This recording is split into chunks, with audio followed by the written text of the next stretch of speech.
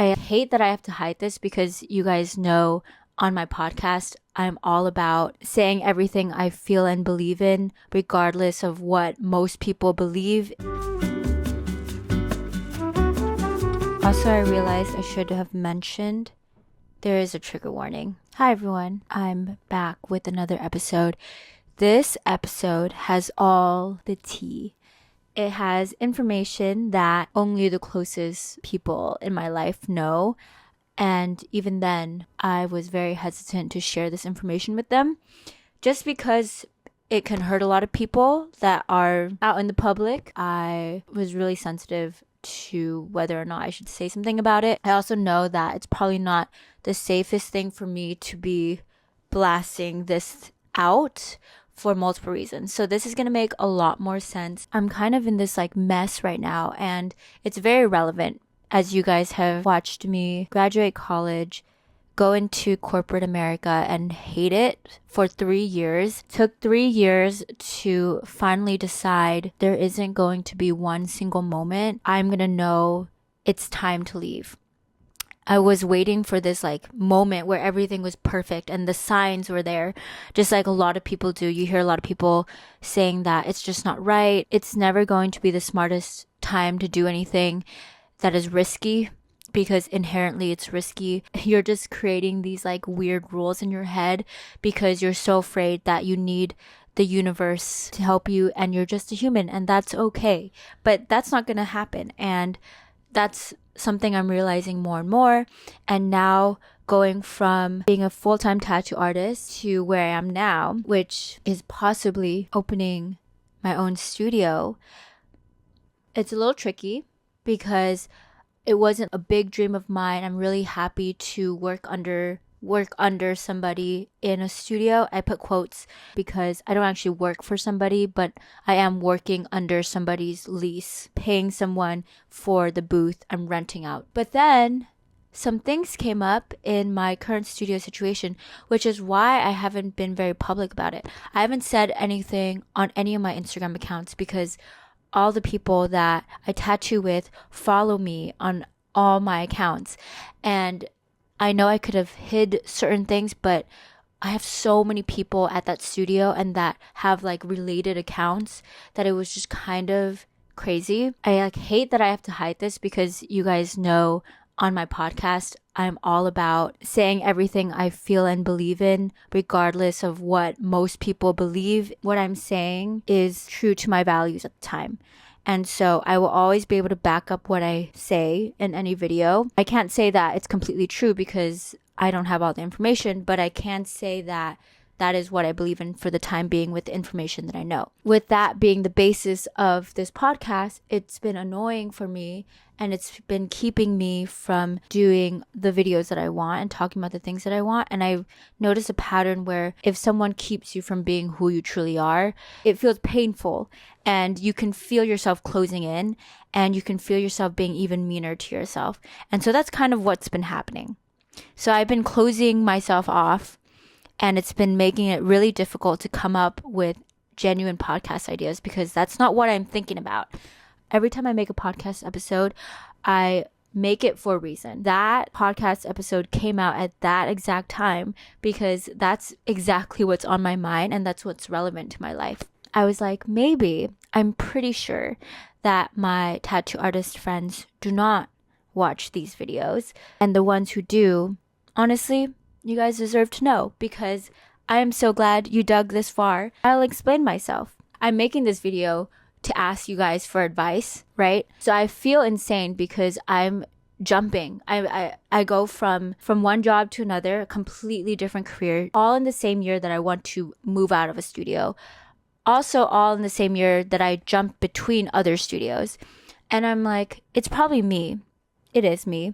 It's because I have really high standards. And because I have high standards and I fully believe that I can have what I want, I just keep looking for what I want. And for some reason, doing that makes me hesitate because I'm like, am I just asking for too much? But I don't think so. Essentially, I moved from my first studio to a new studio for several reasons. It was expensive, but it was also a mess.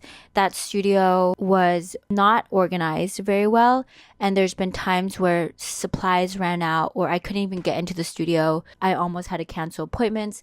It was just kind of crazy. Whenever I would go to the studio, there weren't people there that were helping me grow. They were all sweet, but I really wanted to grow as a tattoo artist because I just started out. So I decided to switch to a new studio. And so I switched to a new studio, and that's the current studio that I'm in. The studio was a better option because I had people that I could look up to. It was so organized and everyone was so sweet. And so I was like, okay, I really like this. I've been there for a year now. In the past few months, a bunch of shit happened. And that's actually what I talked to you guys about a few episodes back. In my buffalo or my low, I was like, there's some stuff happening. I can't really say for my safety, but I said later I'll tell you guys when I feel a little bit better. And so this is the time. I'm going to tell you guys. I'm going to tell you guys live time the things that you can deal with when you are working as a female, where it's not very corporate run and there aren't a lot of rules. This was a 9-minute build up to the story. Basically, all right, we had new artists join our studio. One of them is problematic. This artist would make a lot of comments, inappropriate comments, basically sexually harassing women in the studio, not just us as artists, but clients, not to their face. They were making comments about artists at the studio, their bodies and how big their boobs were, or staring at their boobs. And then the artist was also making comments about my clients after they would leave, and they would be like, look at the way that the dress fit on their body, and like made hand gestures. The artist also would make comments about my clothing but didn't say explicitly anything, which honestly I get because I don't got much going on. They would make me feel uncomfortable because they were making comments as if they were hitting on me. I was not interested, and I didn't want to feel like that was happening when I'm just trying to get my job done. And even though they were making innocent comments towards me about my outfits, I knew that they were seeing beyond that, if you guys are getting the hint. I was getting so uncomfortable to the point where some days I would not wear a certain outfit that I normally would because I was uncomfortable with what they would think and see. All days I would purposefully leave the studio as fast as possible, and I never wanted to be alone with the artist because I was afraid and I didn't know what they would do and say, because in the beginning they would say really weird things like asking me to go over to theirs or asking me to stay, or hinting that their partner, which they have a partner, their partner was mad at them for liking me. I don't know what you want me to say to that, but they told me that. And so I was uncomfortable, and this is going on for a few months. I was like, okay, I need to be a grown up about this, and I'm going to tell this person. I had two options: to do this in person, face to face, or to do this over the phone. And I'll tell you guys, normally the best way to do it is face to face because this is a serious matter. And so I like to do things face to face when it gets serious. But because this person has a problematic past, not just at the studio, but at other studios, I was afraid of my own safety and what would happen if I told this person in person. And so I decided to tell them over message. Also, I would have screenshot proof that this conversation happened and what they say to my message. So I send the message. Basically, I say, hey, I've been really uncomfortable with the comments you've been making, and I would really appreciate it if you stop making those comments in front of me or just any of my clients. They read it, but they didn't respond. And I was like, okay, now I'll tell my manager. So I told my manager and I said, hey, I try to handle this myself, so you didn't have to worry about it. But I just want to let you know that I did this and I said this and I feel like this. I'll try to take care of it if they respond, but they didn't respond. And then from there, nothing happened. Literally nothing happened. And then I started realizing, I think that the people at the studio don't really care for my safety and my well-being. And that's the worst. That is not how I want to surround myself, especially when I'm doing this full time. I'm spending a lot of time with these people. I work so hard to keep the people who are amazing to me, amazing people, period, in my life. I work so hard to keep those kind of people near me. And then to have my workspace be the opposite reflection of that is exactly what happened when I was in a corporate job. So I was getting straight up trauma, deja vu. I'm in a situation again where I really do not like the way the people are treating me. And it feels kind of like you're going back to a relationship where your boyfriend, girlfriend is really toxic and you keep repeating that cycle. If you don't really learn it properly the first time, the world will bring another version of that again, and you'll fall for it again if you didn't actually learn the lesson. And so this was, and this is, because it's happening real time, still what's going on. I get it though, because you got to make money at the end of the day. You have to keep a roof over your head. I get it.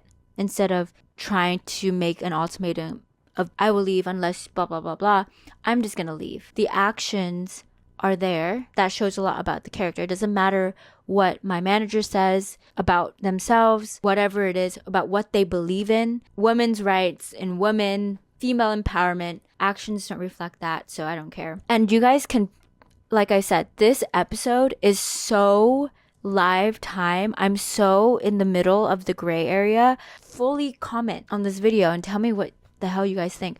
Hopefully this video doesn't actually blow up, because that'd be kind of problematic, because it might blow up so big that it might cause problems. Let's hope that that doesn't happen in my favor, because of the fact that 99% of my videos don't blow up. I'm going to hope that this is one of the 99.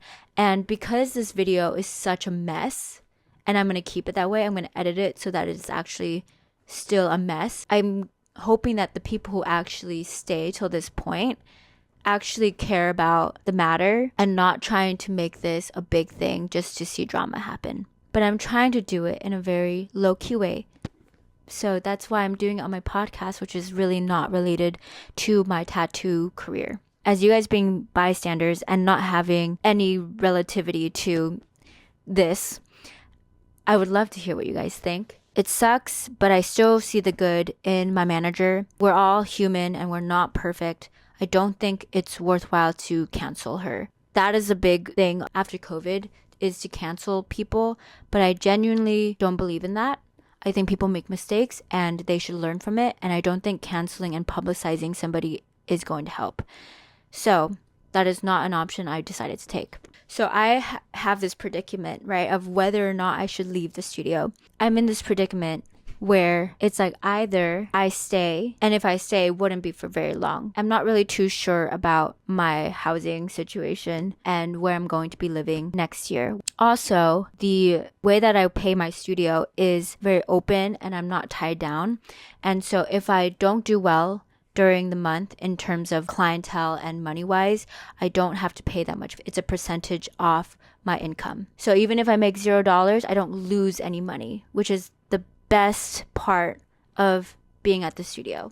Unfortunately, I can't really say that it's the tattoo artists that I work with, so except one or two of them. I do love them.